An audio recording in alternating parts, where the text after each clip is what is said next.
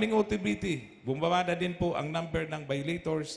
Patunay na napukaw na ang consciousness ng karamihan na mas mabuti pala ang kumpleto ang papeles para sa mas panatag na kalooban.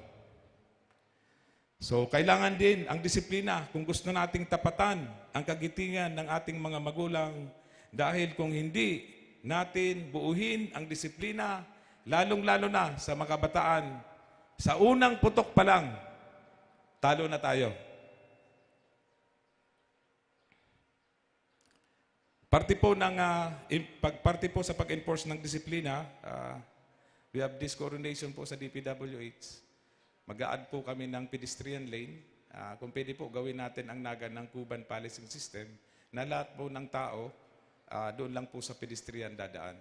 Hopefully, madagdagan na po. This is in coordination with the DPWH and PSO.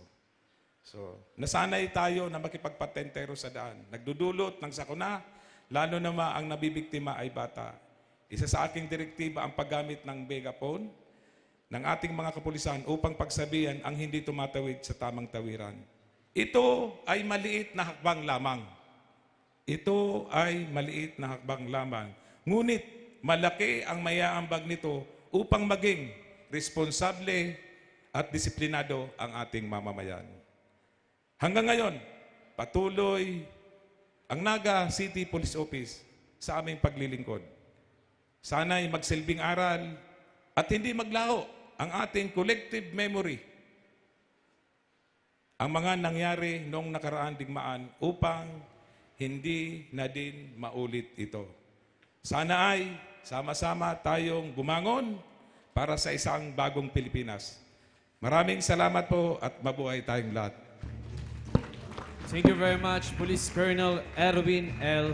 Rebellion, the City Director of the Naga City Police Office.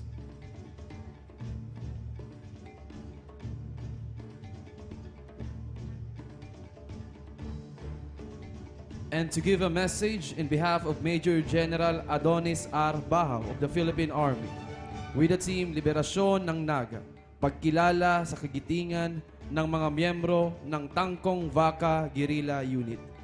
Ladies and gentlemen, Brigadier General William Peñafiel, Commander of the 9th Infantry Spear Division, Philippine Army. Maraming salamat po. Unang-una, nais ko po munang bumati at magbigay pugay, lalong-lalo na sa ating City Mayor, Honorable Nelson S. Legacion. Sir, palakpakan natin. City Vice Mayor, Honorable Cecilia Velus de Asis. Si Ma'am, nandito po ba? Ang ating mga City Councilors, hindi ko na po isa-isahin, sir. Police Colonel Erwin Rebellion, Director, Naga City Police Office. Department Heads from City Government of Naga, Barangay Officials, line and local government agencies and NGOs present, ang ating mga uniformed personnel na nandito from the Philippine Army, especially 9th Infantry Spear Division, from the Bureau of Fire Protection, from the Bureau of Jail and Management Penology.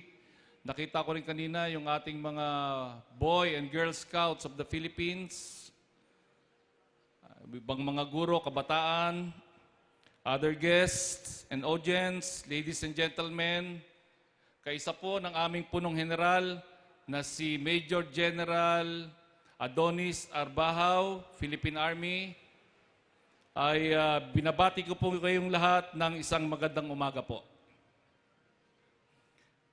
Bago po kanina mag-umpisa, yung dito po na activity natin, ay sinabi ako si Mayor, Mayor, ang ganda po ng activity ninyo at sa pagkakalam ko po, very active ang Naga at isa ang Naga sa mga nagdiriwang na syudad ng mga ganitong pagdiriwang po. Dahil ito po ay isang pamamaraan na binubuhay po natin ang gunita, ang kagitingan, gunita ng kagitingan ng ating mga veterano at kasama na rin po dyan siyempre yung mga sinasabi kanina ni Councilor Benape, yung mga modern veterans o yung mga ngayon na mga nagsisilbi, yung ating mga MUP, Military and Uniformed Personnel. Kaya hayaan niyo pong basahin ko sa inyo ang mensahe ng aming punong general. Ngayong umaga ay ating ginugunita ang ika-82 anibersaryo ng Araw ng Kagitingan na nagpapahiwatig sa makulay at makabuluhang kabanata sa kasaysayan ng ating bansa. Ito rin ang araw kung saan ay binibigyang pugay natin ang katapangan, kabayanihan, katatagan, pagkakaisa at determinasyon ng ating mga Bicolanong sundalo at ninuno upang ipagtanggol ang ating bayan. Isang malaking halimbawa nito ay ang kabayanihan, katapangan at kagitingan na ipinakita ng mga miyembro ng Tangkong Vaka Guerrilla Unit. Sa kabila ng mga pagsubok at matinding hamon na kanilang pinagdaanan, mas nangibabaw ang kanilang masidhing pagnanais na ipagtanggol ang ating bayan. Partikular na ang lungsod ng Naga mula sa mga mananakop nito